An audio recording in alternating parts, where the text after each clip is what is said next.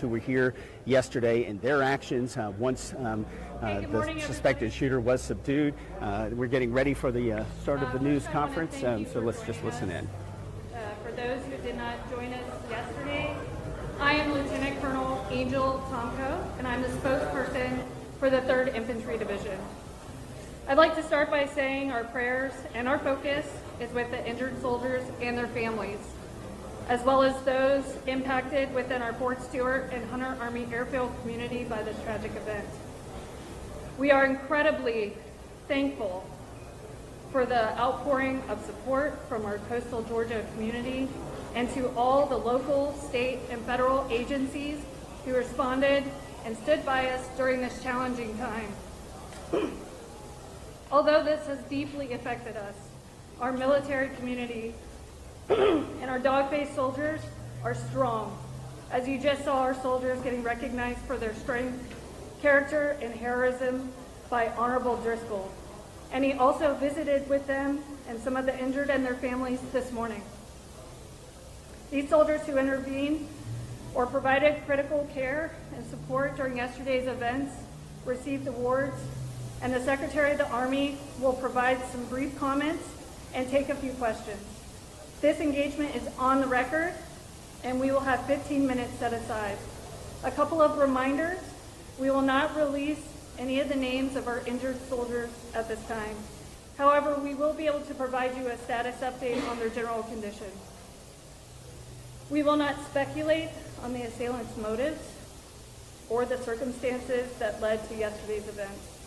We'd rather refer those questions to CID, as this is an ongoing investigation.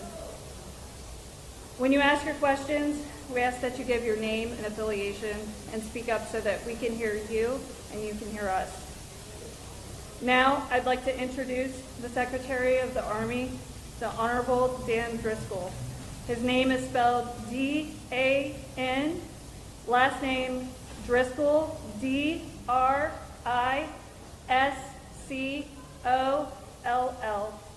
and Brigadier General John Lubis, the Commanding General of the 3rd Infantry Division. Spelling is J-O-H-N, Lubis, L-U-B-A-S, and we will have CID representation also available. It's the Deputy Director of the Criminal Investigation Division, Peter Tolentino, P-E-T-E-R T-O-L-E-B-T-I-N-O,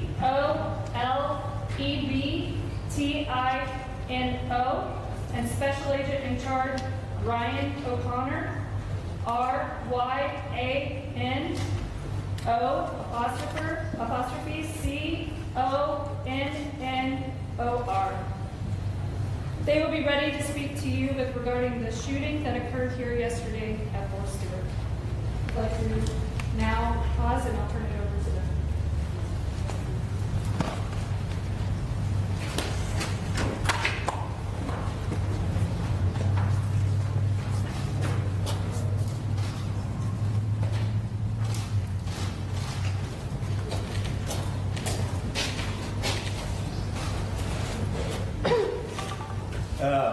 Thank you all for being here today. I am Dan Driscoll, Secretary of the United States Army.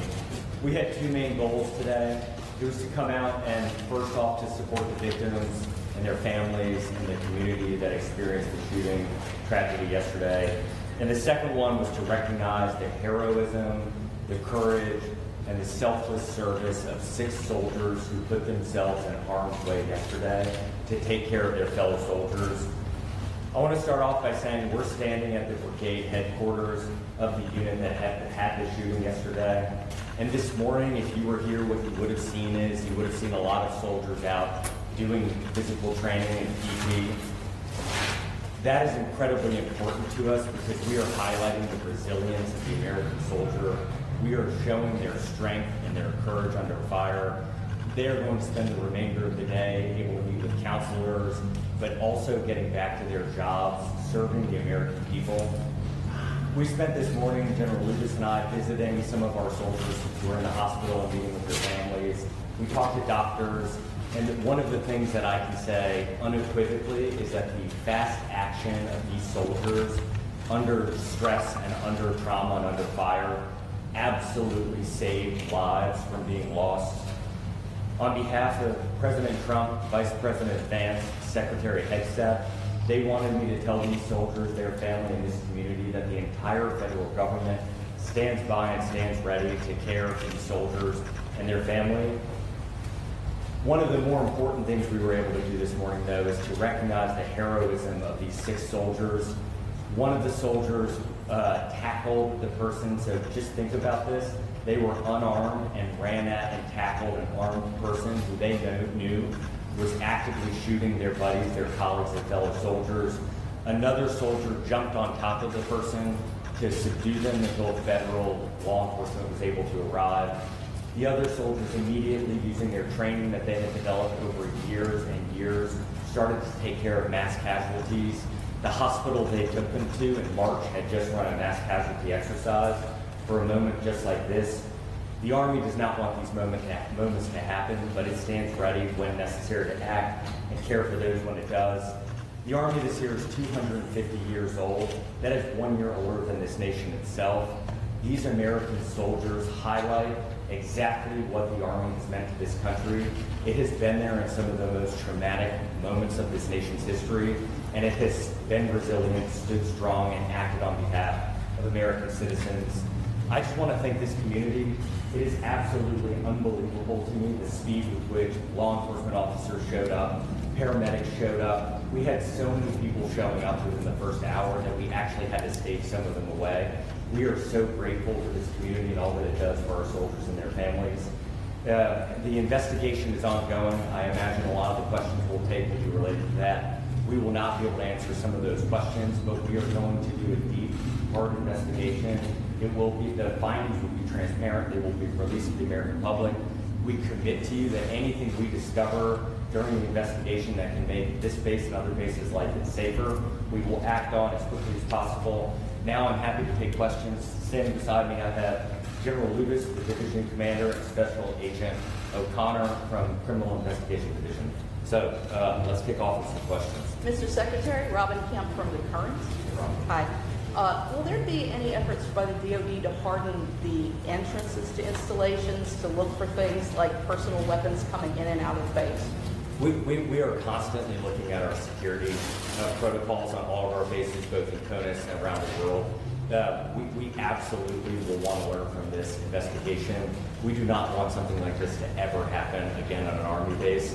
And so if there are things we can do to improve safety, we will take those steps. But right now, we're really early in the investigation. Mr. Secretary, Yeah. Faith from here with ABC News. Thanks for being here. How did the suspect get a gun, his personal gun, past security onto the base into his workplace? Faith, as I just remarked to your colleague, we are still early in the investigation. The shooting happened yesterday. CID, I can have them come up and tell you what we learned so far. Our commitment is what we learn will be disclosed, it will be transparent. Justice will be brought on behalf of these victims and the community that was harmed. Good morning. As the Secretary mentioned, this is still an active investigation. We're still processing the scene with all the resources and capabilities that the Army's Criminal Investigation Division has to offer, which is immense. We've searched people from this entire region. In light of the fact that we're still processing, I'm going to have to defer that question for now. Is it normal to have a personal gun on base here? No, that would be a violation. And next question. Mr. Secretary, Brian Young from CNN. Hey, Ryan. How you doing? You got a chance to meet with the families, and obviously we won't have that chance. You got a chance to meet with them, talk to them. You seem very proud of how everyone reacted. Can you tell us what that was like, meeting with the families? What state are they in right now? Share what the public was concerned about these folks who obviously didn't deserve the shot. Ryan, it's heartbreaking sitting in there and seeing their soldier, their daughter sitting behind them, struggling. Our hearts broke with them. We tried to hug them. We tried to convey from the President and the Vice President and the Secretary of Defense that our entire nation mourns with them. We stand behind them. It has been only a couple of hours for them. I think they are still processing through it. But what we wanted to convey is we will be here with them every single step of the way. The United States Army is committing every resource we need to get these soldiers back into their formations as quickly as we possibly can.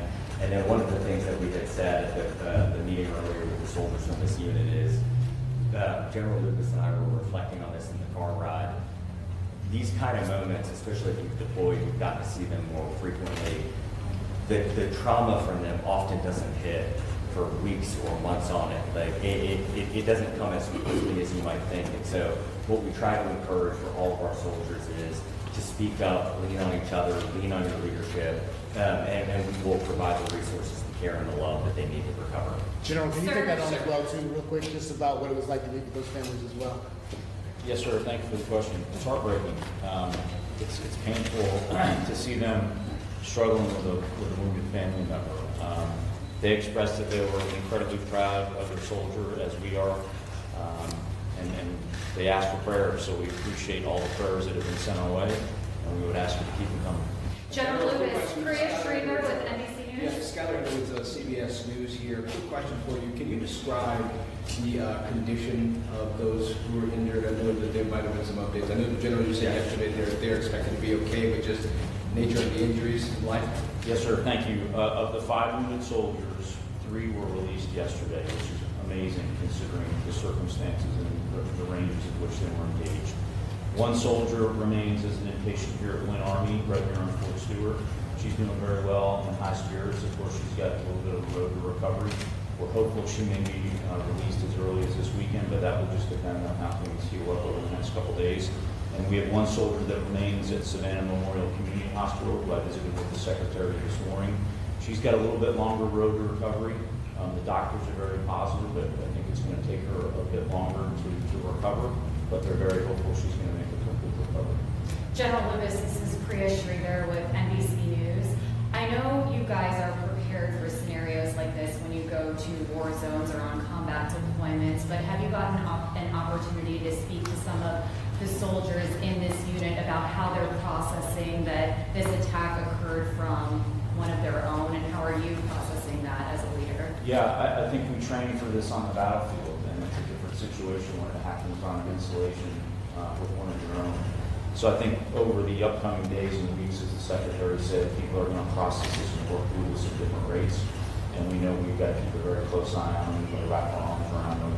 We've got a great community here, a great response. As you saw from all the folks the secretary recognized this morning, the support from the local community, just amazing. So we feel that this demonstrates that we train internally for the worst case scenario, and our doctors and our medics and our soldiers responded exactly as we train them to do. And now our job is to make sure that we care for them as they work through this. Thank you. And I just want to recognize behind me to the right, these are the 6 soldiers we were able to recognize today.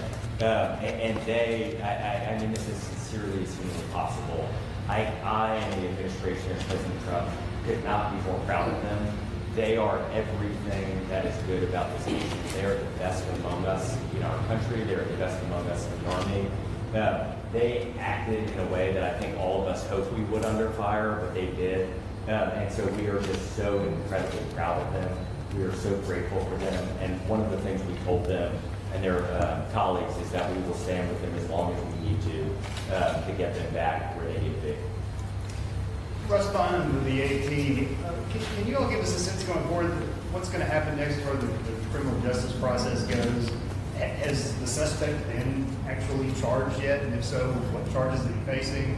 The military system works a little different. It does.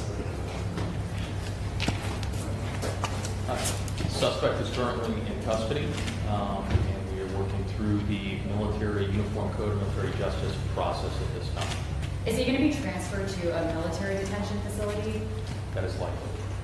Do you know when or which one? You also talked about processing the scene. Can you tell us what's going on today with processing the scene? I imagine you're going to showcase these pictures. Can you just describe that for us? Certainly a tragic scene where our soldiers train, but the process of a scene would normally encompass digital evidence, forensic evidence, trace evidence, all of those things which our team is currently doing And was this captured on video since it was inside the facility? I can't comment on that at this moment. Just a point of clarification from yesterday, we were told you, chain of command was not aware of the arrest for the DUI off base. Can you explain if you had been aware of what the procedure would have been? Would he have been disciplined? Would he have been taken out? Because we were one day into the investigation, we can't reveal those types of things. I think what we try not to do is speculate or do hypotheticals. And so each soldier, each instance, we take very seriously. Something like a DUI or another issue that could occur in the community, that impacts how we treat that soldier in our formations. We want holistically powerful and controlled and competent soldiers. And so we are constantly reflecting on our mechanisms, procedures as an Army, so that we're able to capture that information and hold soldiers accountable. Are they usually disciplined after an arrest? It varies based off the case. Any other questions? We got time maybe for one more question. Yeah. Jim Kovac from the Atlanta Journal-Constitution. General, could you speak at all, just to give some insight at all on the acts of bravery that you've heard about in this episode? Yeah, sure. I think, as the Secretary mentioned, we have 6 incredible soldiers behind us, but this is just representative of the larger formation. Once the shooter was identified and the threat was identified, we had soldiers that immediately raced, tackled that soldier, wrestled the gun away, subdued him. A second non-commissioned officer jumped on top and further restrained him until the police could arrive. And then simultaneously, no one hesitated. Most of these soldiers behind me and others in the crowd immediately started applying first aid and most importantly stopped the bleeding. And when we spoke to the surgeons in the hospital, it was clear that the actions they took, primarily stopping that bleeding before they were loaded up in ambulances and quickly evac to Army Medical, certainly saved their lives. Are they back to work today? I'm sorry. Are they back to work or are they taking some time off? Well, today is the day that we focused on bringing the brigade and the unit together so they could support one another, so we could, of course, get right back at it, but it's also a day where we're going to focus on ensuring that they're getting the support that they need. General Lubis, can you give us a general sense of how long this all happened from that first shot fired to when your brave soldiers were able to tackle the gunman? I can. It was an incredibly fast response, and I do attribute this to the training that this installation has done and the teams here have done. So at approximately 10:56, the incident was reported, and that went out over sort of an all calls net. That triggered a lot of responses. That triggered our installation, emergency medical services, our police, our fire, our emergency medical services to respond. But it's also monitored by the local community, and then we requested assistance. At 11:04, we locked down, initial lockdown of the installation. So that was pretty quick. That wasn't me. That was the director of DES and the garrison commanders that immediately made that right call and that decision. At about 11:09, emergency personnel were dispatched to treat the wounded. At 11:35, the shooter was apprehended by the soldiers and the law enforcement. Several behind us and several in the crowd that we recognized earlier. So really what that means, we had about 13 minutes after that first report, we already had people, ambulances, fire, fish and game, military police responded and were on the scene. And then we had local support from the amazing community here. We had the first SWAT team arrive from off post within 20 minutes on site, which is truly incredible. So we're incredibly grateful for the support from the community. I'm incredible for our leadership that trained our soldiers to react this way. And then as the Secretary said, we're incredibly proud of the soldiers themselves. Unfortunately, that is all the time that we have. Thank you guys for coming. We're going to stand by. I think we have some time that we can talk to the soldiers, but unfortunately that's the time that we'll have with the Secretary and with General. Thank you for coming. Thank you. We're grateful for it. Thank you. Thank you.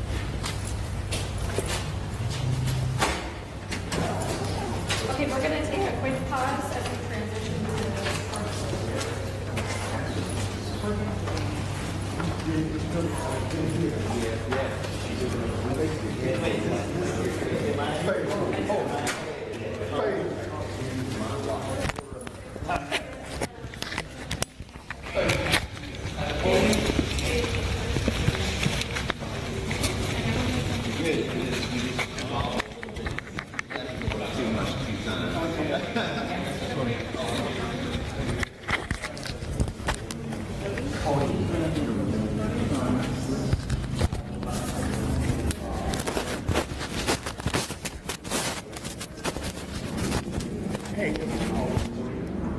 folks that are coming up to the podium. Let's get that up there. Okay.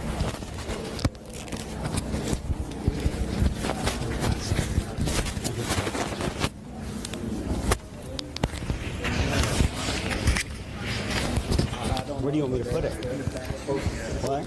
Close to the podium you can get it.